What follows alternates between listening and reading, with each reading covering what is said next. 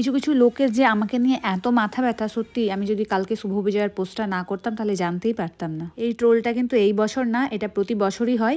কিছু selective person আছে তারাই করে থাকে, কিছু আমার পরিচিত, কিছু আমার অপরিচিত। এমন অপরিচিত যাকে আমি জীবনে কোনোদিন দেখিও নি, সেও আমাকে কোনোদিন দেখেনি। কিছু লোকজন আছে যাদেরকে আমি 10-15 বছর ধরে দেখিনি, সেও আমাকে দেখেনি, অথচ সোশ্যাল মিডিয়ায় এরকম পোস্ট দেখে আমাকে নাকি তাদের মায়া হয়।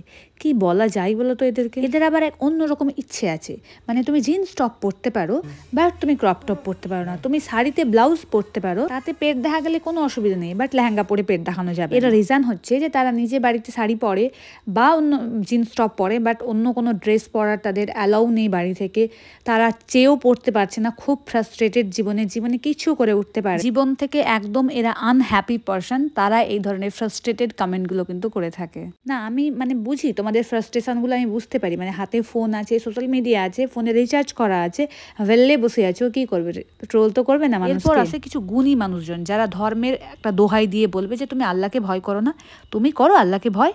প্রশ্নের উত্তর আসবে না। যদি তুমি ভয় করতে তাহলে তো আমাদের ধর্মে বলাই আছে যে শুধুমাত্র চোখ দেখা যাবে, সবসময় হিজাব পরে থাকতে হবে, 5 ওয়াক্তে নামাজ পড়তে হবে, কারো ব্যাপারে পেনপিসি করা যাবে না, কাউকে বাজে কথা বলা যাবে না, কাউকে হার্ট করা যাবে না। তুমি তো সবটাই করছো।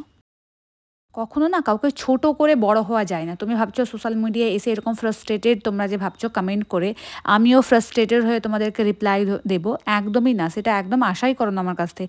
কারণ আমি তোমাদের থেকে অনেকটা বেশি ম্যাচিওর, আর আমি জানি কোথায় কি করতে হয় আর কোথায় কি করতে হয়। সত্যি কথা বলতে কি, এই কমেন্টগুলোর না উত্তর দিতেও আমার কোনোদিন ইচ্ছে করে না, জাস্ট বিকজ এটা বোঝার জন্য না সামান্যটুকু একটু শিক্ষা, ভদ্রতা, ম্যানার্স, পোলাইটনেস এগুলো দরকার হয়, যেটা এই লোকগুলোর মধ্যে নেই। কেউ যদি প্রতিবাদ করতে আসে তাকে সবাই মিলে ছোট করতে চলে আসে। তো এগুলো তো ছোটোবেলা থেকে একটা পাওয়া শিক্ষা, সেই শিক্ষার তুমি পরিচয় দিচ্ছ নিজে সোশ্যাল মিডিয়ায় এসে। আমার একটাই ভিডিও পোস্ট করার উদ্দেশ্য ছিল, যারা আমাকে বলো যে আল্লাহকে ভয় করো না, রমজান মাসে এরকম ভিডিও পোস্ট করো, হোলির ভিডিও আর পুজোর ভিডিও, তাদের উদ্দেশ্যে একটাই কথা যে আমি যদি কোনো ভুল করি তো আল্লাহ আমাকে শাস্তি ঠিক দেবে, আমার পাপের শাস্তি নিশ্চয়ই তোমাকে দেবে না, তাই তোমাকে আমার হয়ে চিন্তা করতে হবে, তোমাদেরকে আমার শুভাকাঙ্ক্ষী হওয়ার কোনো দরকার নেই, আমি নিজেরটা নিজে খুব ভালো বুঝি। আমার একটাই কথা, এই স্বাধীন ভারতবর্ষে প্রত্যেকের স্বাধীনভাবে কথা বলা, স্বাধীনভাবে বাঁচার, স্বাধীনভাবে সাজার ইচ্ছে আছে। তো এই ইচ্ছেতে বাধা দিও, তোমার কোনো লাভ হবে না। এটা 2025, সবাই নিজেকে ভালো রাখতে শিখে গেছে, অতএব তোমার মতো 2-4টে কীট পতঙ্গ রাস্তায় এরকম ঘুরে বেড়ায় তোমাদের মতো, তো এগুলোতে যারা ভালোভাবে বাঁচতে জানে তারা কোনো দিন মাথায়ও নেয় না। তো এরকম ঘ্যাউ ঘ্যাউ করে কোনো লাভ নেই, তোমরা এই কথাগুলো যত তাড়াতাড়ি বুঝে যাবে তোমাদের জন্য ততই ভালো। আজকে চতুর্থী, ফাইনালি আমি যাচ্ছি শ্যুট করতে, আর আগে শ্যুট করতে পারিনি বিকজ ধৈরাজের এক্সাম ছিল, এগুলো নিয়ে আমি শ্যুট করতে পারিনি। হ্যাঁ, অনেকে এবার বলবে আমাকে যে হ্যাঁ তো তোমার জন্য কি এমন হচ্ছিলো যে তোমাকে শ্যুট করতেই হবে, তো আমার জন্য কিছু হচ্ছিল না, আমি না শ্যুট করলেও সব কিছু হতো, শ্যুট করলেও কিছু চেঞ্জ আসবে না। বাট যেটা হচ্ছে, এই কাজটা আমার করতে ভালো লাগে, আমার সাজগোজ করে শ্যুট করতে ভালো লাগে, তাই এটা আমি করি। কারো কিছু হয়ে যেত কি না সেটা আমি জানি না, বাট হ্যাঁ এই জন্য আমি করি।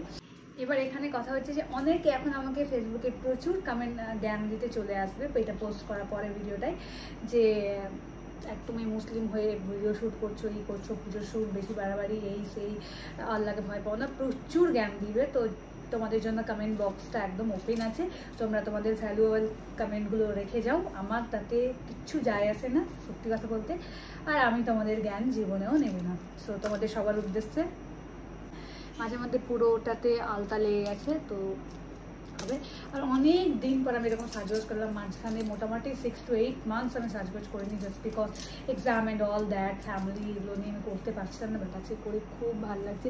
সত্যি কথা বলতে না, সেজে খুব ভালো লাগে, আমি চেষ্টা করবো এরকম এসে ফেসবুকে ট্রোল না করে তোমরাও সাজো, দেখো তোমাদেরও ভালো লাগবে। অ্যান্ড ফেস্টিভ সিজন আছে, সবাই চারদিকে আমাদের চারপাশে সব সেজে উঠেছে, হোয়াই নট, আমি কেন সাজবো না, আমি অবভিয়াসলি সাজবো, আমি এই সমাজের একটা পার্ট, তো আমি কেন সাজবো না, আমাদের ইন্ডিয়ার একটা কালচার, হোয়াই নট, আমিও সেলিব্রেট করতে চাই।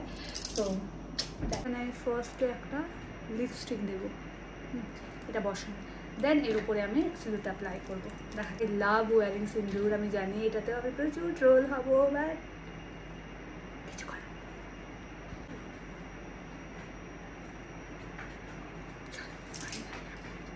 একটু মনে বেঁকে গেল, আমার সেটিটা ঠিকঠাক হয়নি, জাস্ট ওই জন্য।